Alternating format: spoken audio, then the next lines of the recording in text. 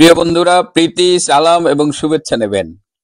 আমার মনে হয় যে এরকম 12-14 উপদেষ্টা পরিষদ বাংলাদেশ এর আগে কখনো দেখেনি। এত কেয়ারটেকার গভর্নমেন্ট হলো, 111 আসলো, কত কিছু আসলো, কিন্তু এইরকম উপদেষ্টা পরিষদ আমরা কখনো দেখিনি। এর আগে আমরা জানতাম যে এই উপদেষ্টা পরিষদের মধ্যে মেইনলি আসিফ নজরুলই লুচ্চা আর কি। তাকে তো সে তো আমাদের সমসাময়িক একটু সিনিয়র, কিন্তু ঢাকা বিশ্ববিদ্যালয়ে তার আকাম কুকামের জন্য তিনি খুব বিখ্যাত ছিল এবং সে খুব প্রেম, সে স্বকীয় হোক পরকীয়া হোক, এ ব্যাপারে তার একটা সুখ্যাতি ছিল। সেই মানে যখনই সে প্রেমে পড়তো একেবারে হৃদয় দিয়ে প্রেমে পড়তো। তা আমরা আসিফ নজরুল হস্টজ করে আসছে, ভালো হয়েছে মনে করছি, কিন্তু তার যেসব কলিগ আছে উপদেষ্টা পরিষদে তাদের কিছুতেই থামানো যাচ্ছে না। এই যেমন আসিফ মাহমুদ, এই আসিফ মাহমুদের হাঁস কেলেঙ্কারি, নীলা মার্কেট, ওয়েস্টিন কেলেঙ্কারি যাইতে না যাইতেই নতুন আরেক কেলেঙ্কারি চলে আসছে। তার এক প্রেমিকার সন্ধান পাওয়া গেছে, রিদনির ইসলাম রিদিতা।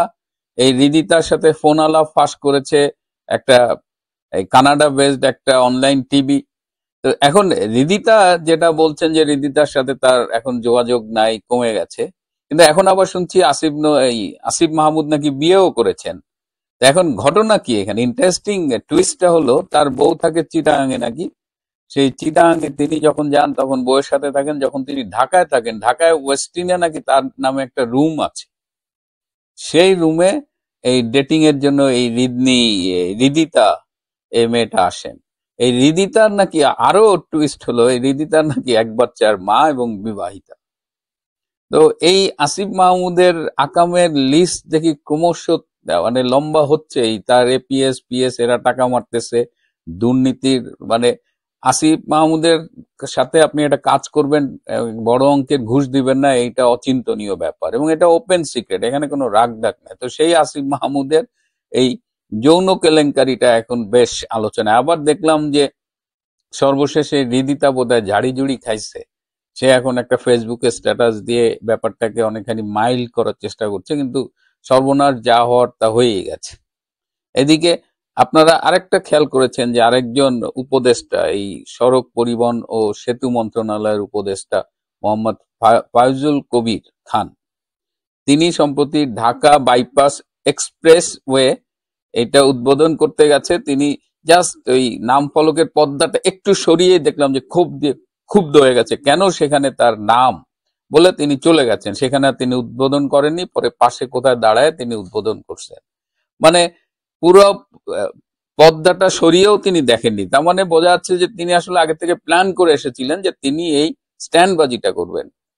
এই যে এই যে বাইপাস এক্সপ্রেসওয়েটা করা হচ্ছে, এটা 2022 সালের মে মাসে এই কাজটা শুরু করেছিল শেখ হাসিনা সরকার। তখন তিনি প্রধানমন্ত্রী এবং ওবায়দুল কাদের এই সড়ক পরিবহন ও সেতু মন্ত্রণালয়ের মন্ত্রী। তো তাদের আমলের করা কাজ, এখন এসে তিনি একটা উদ্বোধনের ক্রেডিট নিতে গেছিলেন, আবার সেখানে একটা বড় মাস্টার মানে স্ট্যান্ডবাজি করে ফেললেন যে এটা কারো আমার টাকায় করা হয়েছে কিনা, কারো বাপের টাকায় করা হয়েছে কিনা, এখানে আমাদের নাম থাকবে কেন। তিনি একটা ভালো কথা বলেছেন যে অন্য কারো নাম দিতে বলছে, এখানে তো থাকা উচিত হয় শেখ হাসিনার নাম, নাহলে ওবায়দুল কাদের নাম মন্ত্রী হিসেবে। তো এই স্ট্যান্ডবাজি লোকজন আবার বুঝা ফেলছে যে এখন এটা স্ট্যান্ডবাজি কেন বলছি আমি। এটা তো রোডস অ্যান্ড হাইওয়েজ এর আন্ডারে কাজ। তো ওইখানে আমি একটু যোগাযোগ করলাম, আমার সোর্স যোগাযোগ করলো, তো বললো যে এই উদ্বোধনের আগে অ্যাটলিস্ট 10টা মিটিং হচ্ছে এবং কয়েকটা মিটিং এ উনি নিজে উপস্থিত ছিল, কিন্তু কখনোই তিনি এই প্রসঙ্গে কোনো নির্দেশনা দেননি। So what was the practice? এই পর্যন্ত বাংলাদেশে যে প্র্যাকটিসটা হয়েছে সেটাই করা হয়েছে। তিনি হঠাৎ এভাবে কেন রেগে গেলেন, এভাবে কেন স্ট্যান্ডবাজি করলেন, এটা ওখানে যারা উপস্থিত ছিল তারাও কিন্তু অবাক হয়েছে এবং তারা একটু কষ্টও পেয়েছে। তারা মনে করেছে যে এইভাবে মন্ত্রী মহোদয়, এই উপদেষ্টা মহোদয় এইভাবে স্ট্যান্ডবাজি না করলেও পারতেন সবার সামনে। যা হোক, তিনি মনে করছেন যে এরকম একটা স্ট্যান্ডবাজি করলে তার বোধহয় পপুলারিটি রেটিং অনেক বেড়ে যাবে, কিন্তু ফেসবুকে দেখলাম হাহা রিয়াকশনে ভরে যাচ্ছে। মানে এই ইনুস সরকারের সবচেয়ে বড় প্রাপ্তি হলো হাহা রিয়াক্ট। তাদের ইনুস সাহেব যখন কোনো তার এই চিফ অ্যাডভাইজারের ফেসবুক পেজ থেকে যখন কোনো স্ট্যাটাস দেন, দেখবেন সেখানে 30-70% হাহা রিয়াক্ট থাকে। তার প্রেস সচিব ডাস্টবিন শফিক যখন স্ট্যাটাস দেয়, ডাস্টবিন শফিক যদি বলে সূর্য পূব দিকে উঠছে, তাও দেখবেন 70% হাহা রিয়াক্ট। আর এই যে ফয়জুল কবির সাহেব একটা স্ট্যান্ডবাজি করতে গেছিল, এটা দেখলাম ফেসবুকে হা হা রিয়াক্টেই ভরে গেছে। মানে সবাই তাদের এই বিষয়গুলো বুঝে ফেলতেছে। তো এর মধ্যে এই উপদেষ্টাদের যে কুফা লাগছে, এই কুফার আরেকটা ইন্টারেস্টিং কথা বলতেছি এখন।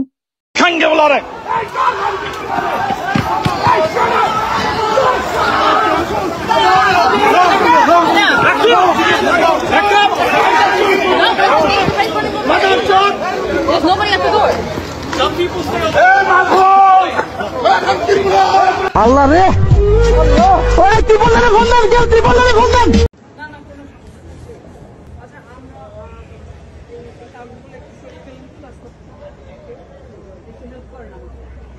এই যে না ছড়াবেন না বাবা, এটা আমাদেরও রাইট আছে, আপনাদের যেরকম রাইট আছে আমাদেরও রাইট আছে। দেখেন পারস্পরিক শ্রদ্ধাবোধ অনেক না না ওর সাথে কি শ্রদ্ধা করব, এই যে ছবি নামে যখন শ্রদ্ধা করেন তখন শ্রদ্ধা কোথায় ছিল? বঙ্গবন্ধুর ছবি কখন নামে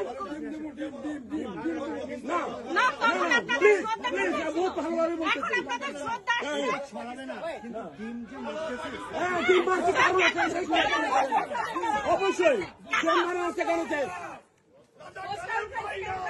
যারা চাই নাই প্লিজ আমরা জানো ভাই নাই। No, no, no, no, we are talking with them. No, we are not doing anything. No, you are not going to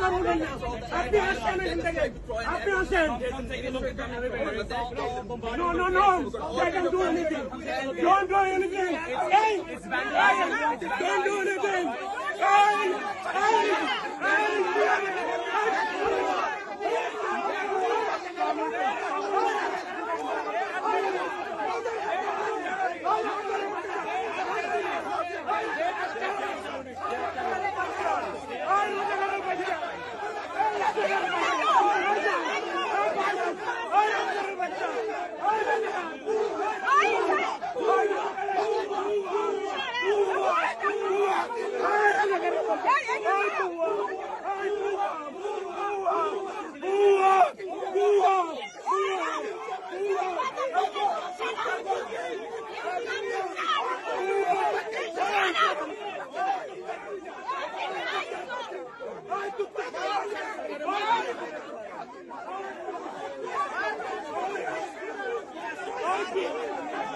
ভিডিওটা একটু দেখাই নিলাম আর কি। ভিডিওটা দেখলেন তো, এই যে আমাদের মাস্টার মাইন্ড সক্রেটিস মাহফুজ, হ্যাঁ যে এখন তার অনেকগুলো নাম হয়েছে, সান্ডা মাহফুজ, বোতল মাহফুজ। সে গত বছর সেপ্টেম্বরে ডক্টর ইউনূসের সাথে গেছিল, সেই সময় সেই ক্লিনটন গ্লোবাল ইনিশিয়েটিভে ডক্টর ইউনূস তাকে এই জুলাই আগস্টের ষড়যন্ত্রের মাস্টার মাইন্ড, তাদের ভাষায় এটা আন্দোলন বিপ্লব, তো এটার মাস্টার মাইন্ড হিসেবে পরিচয় করিয়ে দিয়েছিল। পুরো বিশ্ব সেই দৃশ্য দেখেছে টেলিভিশনের কল্যাণে, নিউজের কল্যাণে।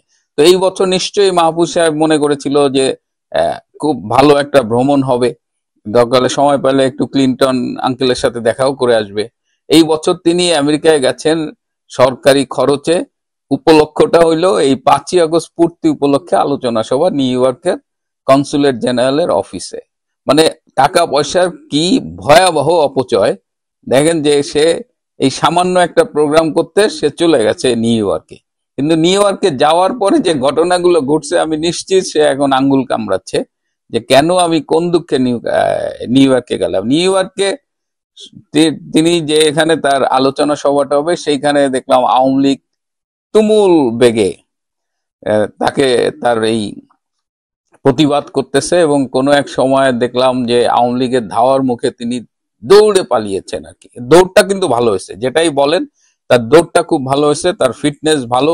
আমি জানি না তিনি দেশে জিম করেন কিনা, করলেও কোথায় করেন সেটা ওয়েস্টিন হোটেলে কিনা, তবে তার দৌড়টা দেখার মতো ছিল। সেই দৌড় খেয়া ধাওয়া খেয়ে তিনি গেছেন ভিতরে আলোচনা সভা করতে। আলোচনা সভা সে আর এক ঝামেলা, সেই বলে না জলে কুমির ডাঙ্গায় বাঘ, তো নিউ ইয়র্কে সেই জলে কুমির ডাঙ্গায় বাঘের খপ্পরে পড়েছিল এই বোতল মাহফুজ। সেইখানে তিনি আলোচনা করার আগেই ভেতরে ছিল বিএনপির লোকজন, এবং বিএনপির লোকজন তুমুল বচসায় লিপ্ত হয় আর কি।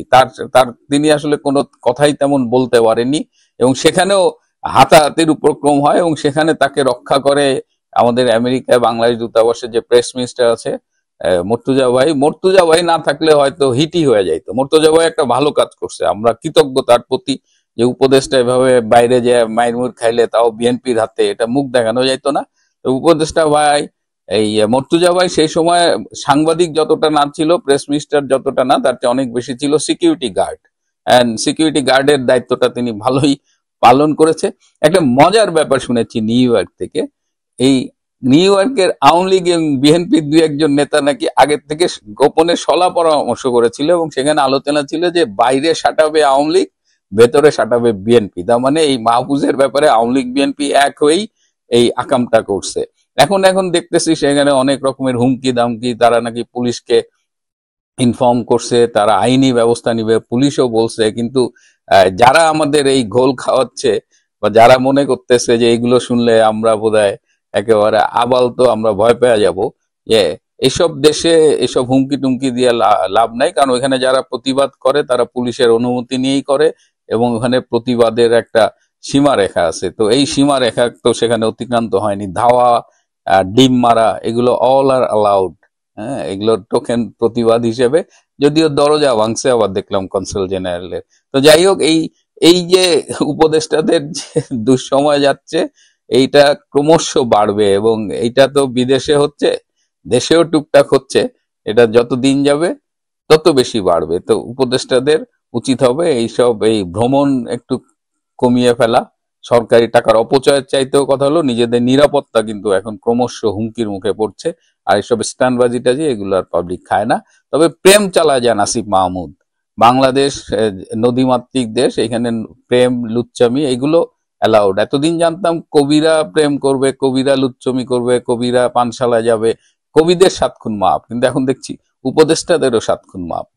প্রিয় বন্ধুরা, আজ এ পর্যন্ত। ভালো থাকবেন, সুস্থ থাকবেন, তার চেয়েও জরুরি হলো নিরাপদে থাকবেন। সবাইকে অনেক ধন্যবাদ।